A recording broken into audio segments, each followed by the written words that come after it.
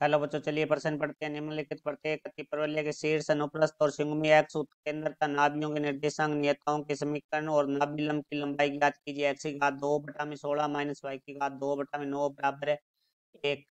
मुख्य अवधारणा। तो हमारा जो प्रश्न है वो शंकु परिच्छेद से संबंधित है, जिसके अंदर हम बात करेंगे सबसे पहले अति परवलय की समीकरण। तो देखो, हमारे अति परवलय की जो मानक समीकरण है, एक्स की घात 2/में ए की घात 2 माइनस वाई की घात 2/में बी की घात 2 बराबर एक। तो इस स्थिति में हमारे पास जो नाभियां है वो होती है हमारे पास प्लस माइनस सी कोमा शून्य। जो सी है वो हमारे मूल बिंदु से नाभि के मध्य की दूरी है। तो यहाँ उसके बाद बात करेंगे शीर्ष। शीर्ष हमारे पास बराबर होता है प्लस माइनस ए कोमा शून्य। तो हमारी जो ए है वो मूल बिंदु से शीर्ष के मध्य की दूरी है। उसके बाद हम बात करेंगे हम अनुप्रस्थ अक्ष की लंबाई। जिस अक्ष पर हमारा नाभियां स्थित होती है वो अनुप्रस्थ अक्ष होती है, वो बराबर होती है हमारे पास 2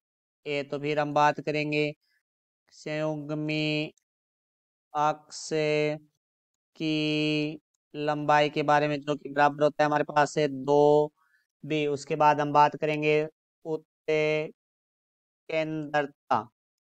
जो कि ई से लिखते हैं, वो बराबर होती है C/में ए। सी हमारी जो मूल बिंदु से नाभि के मध्य की दूरी तथा मूल बिंदु से शीर्ष के मध्य की दूरी का जो अनुपात है वो हमारी उत्केंद्रता होती है। उसके बाद हम बात करेंगे नियताओं का समीकरण, जो कि हमारे पास होता है बराबर में प्लस माइनस A/में ई। उसके बाद हमारे पास है नाभि लंब की लंबाई, जिसे हम एल से लिखते हैं, जो कि हमारे पास होती है 2 बी की घात 2/में ए। तो अब देखो, हमारे प्रश्न के बारे में बात करते हैं। तो प्रश्न में हमें जो समीकरण दी गई है वो है हमारे पास है एक्स की घात 2/16 माइनस वाई की घात 2/9 बराबर एक। अब हमारे मानक समीकरण से तुलना करेंगे तो हमारे पास ए की घात 2 बराबर प्राप्त होगा 16 और बी की घात 2 बराबर प्राप्त होगा 9। तो दो वर्गमूल करेंगे तो ए बराबर हमारे पास आ जाएगा 4, क्योंकि वर्गमूल करते हैं प्लस माइनस दोनों चिन्ह आते हैं, परंतु यहाँ सिर्फ हम प्लस चिन्ह लेंगे क्योंकि ए और बी है वो दूरियों की। इसी प्रकार बी बराबर हमारे पास 9 का वर्गमूल है वो हो जाएगा 3, क्योंकि हम जानते हैं सी की घात 2 बराबर हमारे पास होता है ए की घात 2 प्लस बी की घात 2। तो सी की घात 2 बराबर हमारे पास 16 प्लस 9। तो सी की घात 2 बराबर आ जाएगा हमारे पास 25। तो वर्गमूल करेंगे तो सी बराबर हमारे पास आ जाएगा, वर्गमूल 25 है वो 5 होते हैं। यहाँ भी हमारे पास वो प्लस चिन्ह नहीं आएगा क्योंकि सी है वो भी एक दूरी है हमारे पास। तो यहाँ से ए बी और सी का मान हमारे पास आ चुका है। तो यहाँ से हम सबसे पहले बात करेंगे नाभियों की। तो देखो, नाभियां हमारे पास होती है इस स्थिति में प्लस माइनस C, 0। तो बराबर आ जाएगा हमारे पास प्लस माइनस 5, 0। उसके बाद हम बात करेंगे शीर्ष के बारे में। तो शीर्ष हमारे पास होता है प्लस माइनस 1, 0। तो यहाँ से आ जाएगा हमारे पास प्लस माइनस ए का जो मान है वो हमारे पास 4 है, तो 4, 0। उसके बाद हमारे प्रश्न में पूछा गया है वो है अनुप्रस्थ अक्ष की लंबाई। तो यहाँ लिखेंगे हम अनुप्रस्थ अक्ष की लंबाई। तो वो बराबर होगी हमारे पास 2 ए। तो 2 × 4 बराबर आ जाएगी हमारे पास 8 है मात्रक। फिर हम बात करेंगे संयुग्मी अक्ष के लिए। तो देखो, यहाँ से हम लिखेंगे संयुग्मी अक्ष